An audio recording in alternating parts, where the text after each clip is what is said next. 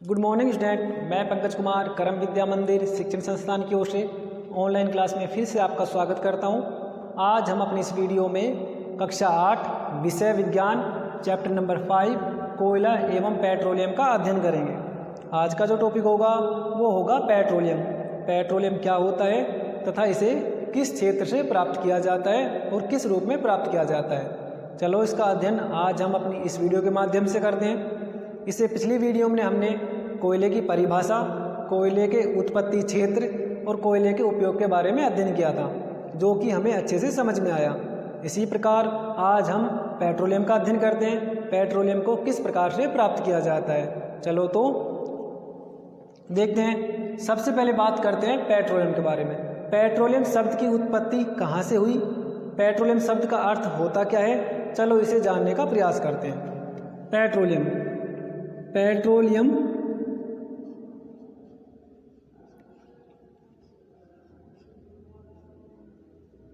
शब्द की उत्पत्ति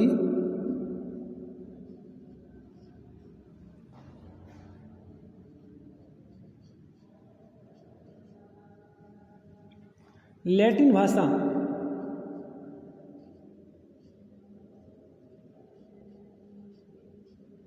से हुई मानी जाती है।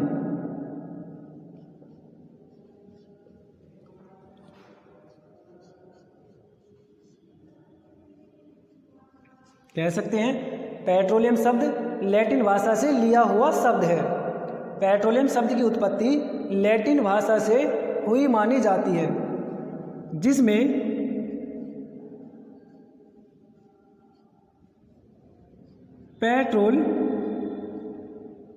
पेट्रोलियम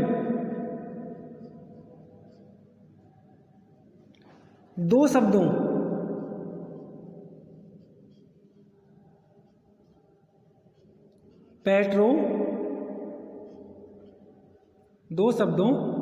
पेट्रो प्लस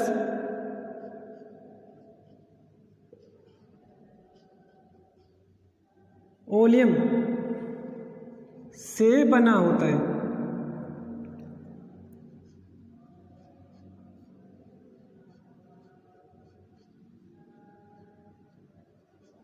पेट्रोलियम शब्द की उत्पत्ति लैटिन भाषा से हुई मानी जाती है, जिसमें पेट्रोलियम दो शब्दों कौन कौन से पेट्रो प्लस ओलियम से बना होता है। पेट्रो का अर्थ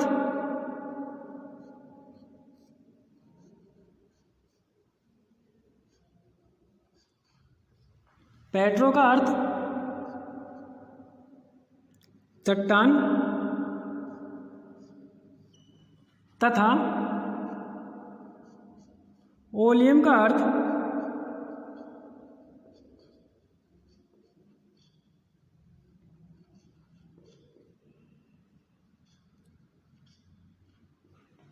तेल होता है।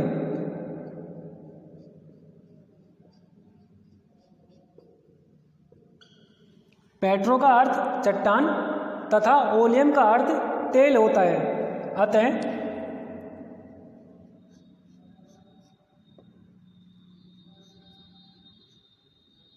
भूगर्भ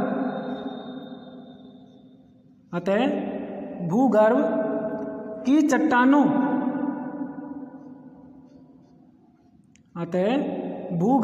चट्टानों से प्राप्त होने वाला ज्वलनशील ईंधन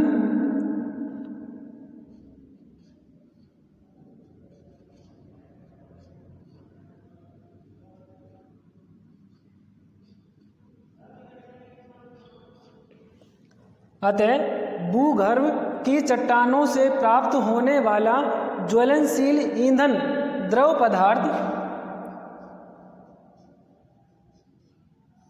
पेट्रोलियम कहलाता है।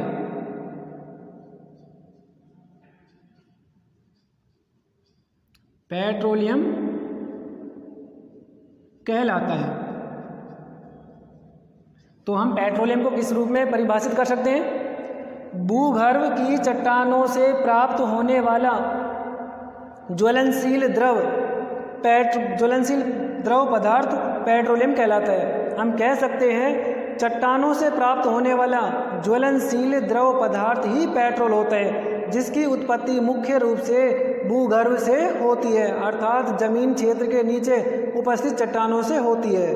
ये तो जाना हमने पेट्रोलियम के बारे में। पेट्रोलियम शब्द की उत्पत्ति लैटिन भाषा से मानी जाती है, जिसमें पेट्रोलियम दो शब्दों से मिलकर बना होता है। पेट्रो का अर्थ होता है चट्टान तथा ओलियम का अर्थ होता है तेल। अतः भूगर्भ की चट्टानों से प्राप्त होने वाला ज्वलनशील द्रव पदार्थ ही पेट्रोलियम कहलाता है। ये तो हमने बात कर ली पेट्रोलियम के बारे में। अब हम बात करते हैं पेट्रोलियम के उपयोगों के बारे में। पेट्रोलियम का उपयोग किस प्रकार से करते हैं, तो सबसे पहले आप इसे जल्दी से नोट कर लीजिए।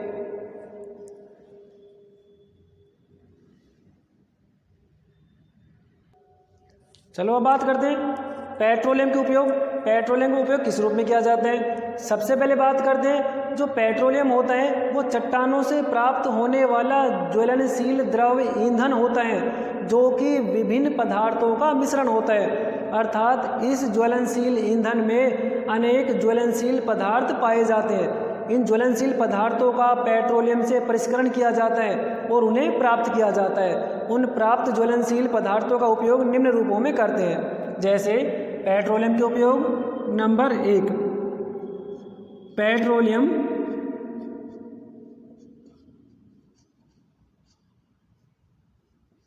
एक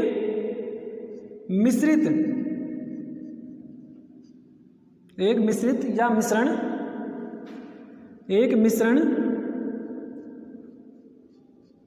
होता है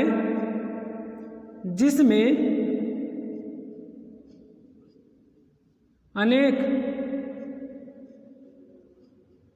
ज्वलनशील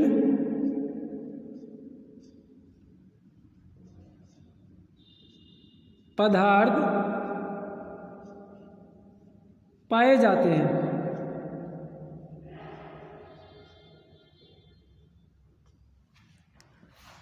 जो कि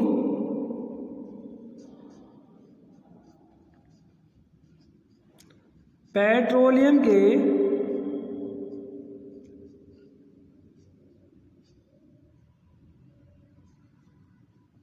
परिष्करण से प्राप्त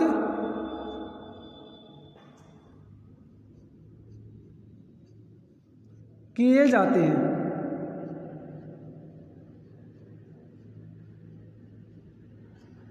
जैसे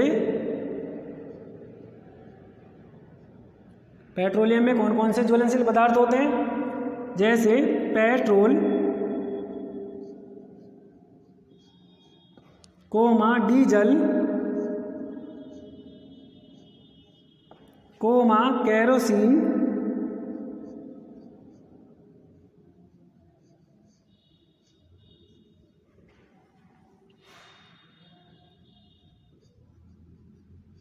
पेट्रोलियम गैसें आदि। उपयोग के बारे में पढ़ रहे हैं। पेट्रोलियम एक मिश्रण होता है जिसमें अनेक ज्वलनशील पदार्थ पाए जाते हैं, जो कि पेट्रोलियम के परिष्करण से प्राप्त किए जाते हैं, जैसे पेट्रोल, डीजल, केरोसिन गैस आदि। ठीक है। नंबर 2, पेट्रोलियम के निष्कर्षण से प्राप्त पेट्रोल, डीजल, विभिन्न प्रकार की गैसें, पेट्रोलियम के निष्कर्षण से प्राप्त पेट्रोल, डीजल, गैसें आदि का उपयोग, गैसें आदि ज्वलनशील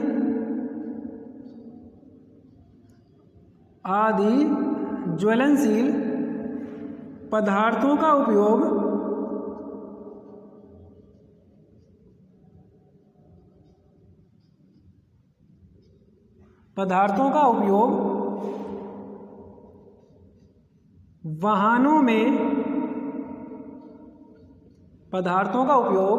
वाहनों में ईंधन के रूप में किया जाता है।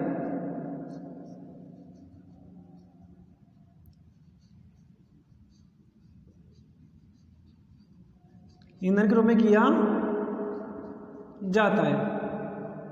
तो दूसरा उपयोग हो गया इसका। अब इसके अलावा तीसरा उपयोग भी हम इसका पढ़ लेते हैं।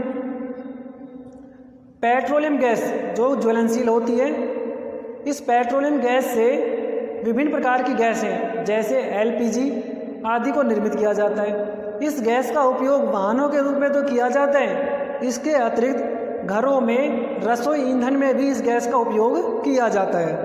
तो लिख सकते हैं एलपीजी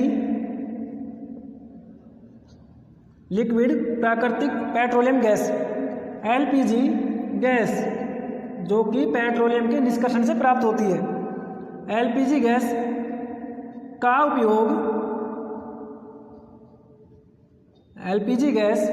उपयोग रसोई घर में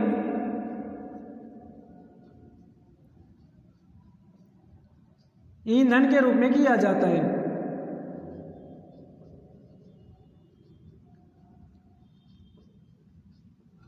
ईंधन के रूप में किया जाता है।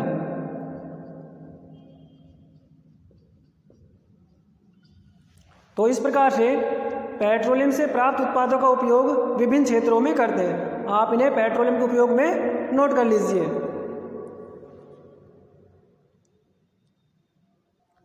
चलो तो अब नेक्स्ट टॉपिक, पेट्रोलियम को अन्य किस नाम से जाना जाता है उसका भी अध्ययन कर लेते हैं। पेट्रोलियम के अन्य नाम, जैसा कि हमने पेट्रोल की परिभाषा में पढ़ा था, पेट्रोलियम को पृथ्वी के नीचे चट्टानों से प्राप्त किया जाता है। पृथ्वी के नीचे चट्टानों में उपस्थित होने के कारण इसे खनिज तेल के नाम से भी जाना जाता है। तो पेट्रोलियम को कौन कौन से नामों से जाना जाता है, चलो इसका अध्ययन करते हैं। पेट्रोलियम के अन्य नाम, पेट्रोलियम को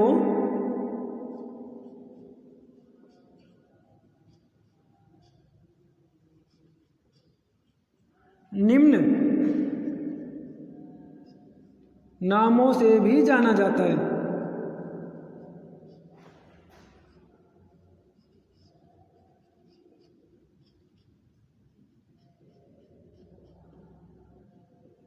निम्न नामों से भी जाना जाता है, जैसे नंबर 1 खनिज तेल। खनिज तेल क्यों कहते हैं? पेट्रोलियम को पृथ्वी के नीचे चट्टानों से प्राप्त किया जाता है। चट्टानों से प्राप्त करने के कारण इसे खनिज तेल के नाम से भी जाना जाता है। इसके अलावा नंबर 2 द्रव सोना, दूसरा नाम है इसका द्रव सोना। पेट्रोलियम को द्रव सोने के नाम से भी जाना जाता है, क्योंकि पेट्रोलियम के निष्कर्षण से जो उत्पाद प्राप्त होते हैं, जो सामग्रियां या ईंधन प्राप्त होते हैं, वो अत्यंत महंगे होते हैं। इस कारण इसे द्रव सोने के नाम, सोना के नाम से भी जाना जाता है। तो हम कह सकते हैं पेट्रोलियम के अन्य नाम, पेट्रोलियम को निम्न अन्य नामों जैसे खनिज तेल, द्रव सोना आदि नामों से भी जाना जाता है। अब इसके पश्चात हम पढ़ते हैं पेट्रोलियम की प्राप्ति या पेट्रोलियम निर्माण की कहानी के बारे में। चलो अब बात करते हैं पेट्रोल का निर्माण हुआ कैसे, पेट्रोल निर्माण की कहानी का अध्ययन करते हैं। पेट्रोलियम भी एक प्रकार का खनिज ईंधन होता है, जिसकी प्राप्ति भूगर्भ से होती है, अर्थात पृथ्वी के नीचे चट्टानों से एक द्रव ईंधन के रूप में होती है। अब ये द्रव ईंधन निर्मित कैसे हुआ, चलो इसकी जानकारी प्राप्त करते हैं। प्राचीन समय में या प्राचीन काल के दौरान पृथ्वी सतह या जलीय क्षेत्र में निवास करने वाले जीव जंतु प्राकृतिक आपदाओं जैसे बाढ़, भूकंप, भूस्खलन आदि प्राकृतिक आपदाओं के कारण पृथ्वी सतह के नीचे दब जाते हैं। जीव जंतु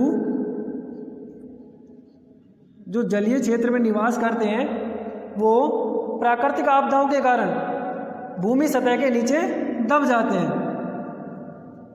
इस प्रकार से भूमि सतह के नीचे वो दब जाते हैं। भूमि सतह के नीचे दब जाने के कारण ना तो उन्हें ऑक्सीजन मिल पाती है, जब ऑक्सीजन नहीं मिल पाती है और भूगर्भ में दब जाने के कारण उन पर चट्टानें निर्मित हो जाती हैं, तो चट्टानों के कारण उनका ताप और दाब के कारण वो संपीड़ित हो जाते हैं। उन जीव जंतुओं को ऑक्सीजन नहीं मिल पाती है तो वो द्रव गाढ़े रंग में परिवर्तित हो जाते हैं। इस द्रव गाढ़े रंग को ही पेट्रोलियम कहते हैं। तो हम कह सकते हैं पेट्रोलियम भी एक जीवाश्म ईंधन होता है जिसका निर्माण जलीय क्षेत्रों में होता है। जलीय जीव जंतु प्राकृतिक आपदाओं के कारण भूमि तल में चले जाते हैं, जिन पर अधिक मृदा या चट्टानें निर्मित होने से और उन्हें ऑक्सीजन न मिलने से उनको ताप व दाब के कारण उनमें संपीड़न होने लगता है। संपीड़न होने के कारण वो एक गाढ़े द्रव में परिवर्तित हो जाते हैं। इस गाढ़े द्रव को ही पेट्रोलियम कहा जाता है। तो कह सकते हैं प्राचीन काल के दौरान प्राकृतिक आपदाएं आई, प्राकृतिक आपदाओं के कारण जीव जंतु भूमि में दब गए, दब जाने से उनको ऑक्सीजन की प्राप्ति नहीं हो पाई, भूमि में दबे रहने से उनका संपीड़न हुआ, संपीड़न ताप और दाब के कारण हुआ, जिसके कारण वो तरल द्रव में परिवर्तित हो गए। तरल द्रव में परिवर्तित होने के कारण उन्हें पेट्रोलियम नाम दिया गया। तो कह सकते हैं पेट्रोलियम भी शॉर्ट रूप में लिख सकते हैं, पेट्रोलियम एक प्रकार का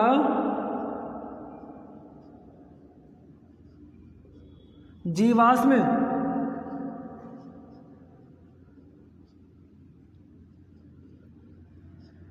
ईंधन होता है। तो हम कह सकते हैं पेट्रोलियम एक प्रकार का जीवाश्म ईंधन होता है। तो इस प्रकार से पेट्रोलियम का निर्माण जलीय आवासों में जीव जंतुओं के दब जाने से, उनके जीवाश्मों का तरल गाढ़े द्रव में परिवर्तित हो जाने से हुआ है। आपको पेट्रोलियम की कहानी भी अच्छे से समझ में आ गई होगी। चलो तो एक बार दोबारा रिवाइज करते हैं। पेट्रोलियम एक प्रकार का जीवाश्म ईंधन होता है। पेट्रोलियम का निर्माण मुख्य रूप से जलीय आवासों में हुआ है। जलीय आवासों में निवास करने वाले जीव जंतु प्राकृतिक आपदाओं के कारण भूतल में चले जाते हैं। उन पर मृदा का अत्यधिक दाब पड़ने के कारण चट्टानें निर्मित हो जाती है।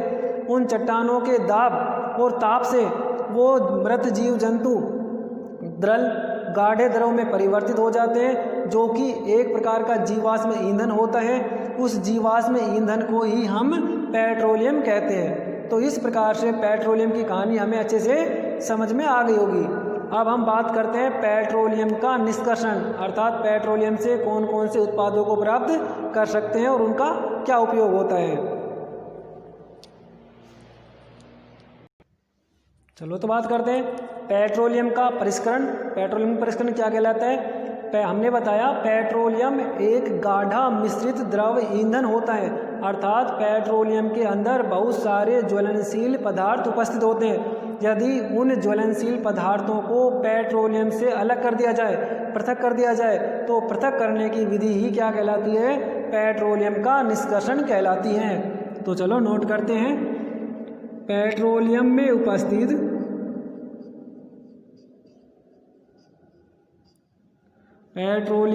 उपस्थित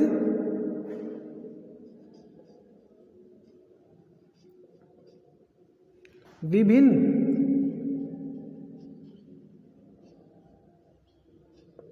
संघटकों या कारकों, विभिन्न संघटकों को पृथक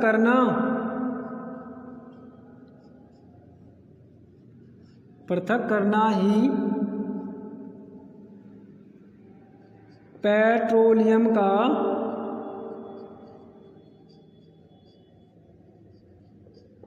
परिष्करण कहलाता है।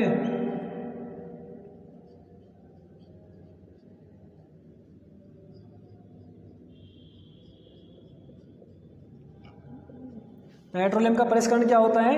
पेट्रोलियम में उपस्थित विभिन्न संघटकों को पृथक करना ही पेट्रोलियम का परिष्करण कहलाता है। पेट्रोलियम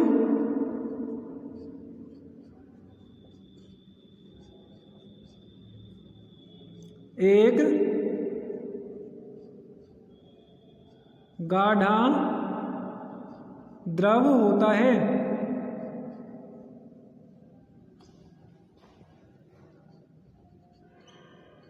जिसमें विभिन्न संगठक जैसे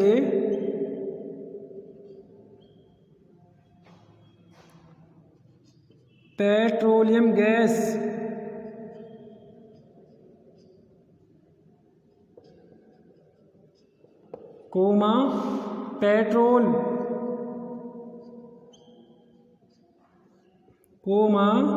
पेट्रोल, डीजल, केरोसिन तेल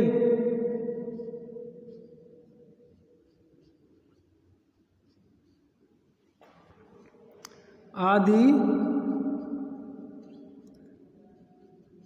संगठक।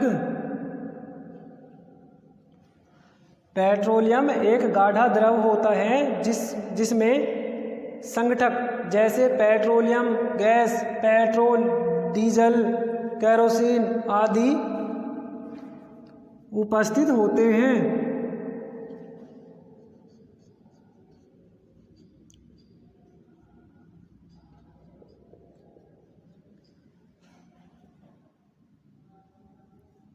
आप लिख देते हैं जिसके संगठन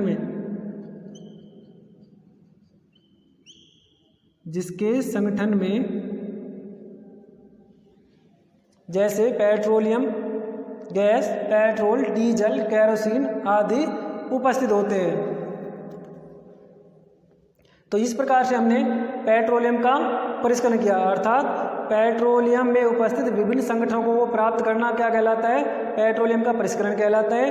पेट्रोलियम एक गाढ़ा द्रव होता है जिसके संगठन में petroleum gas, petrol, diesel, kerosene तेल आदि उपस्थित होते हैं। तो अब हम बात करते हैं, जब हमने इन संगठनों को पृथक कर लिया तो इन संगठनों का उपयोग क्या होते हैं? चलो तो अब बात करते हैं पेट्रोलियम के संगठकों का उपयोग।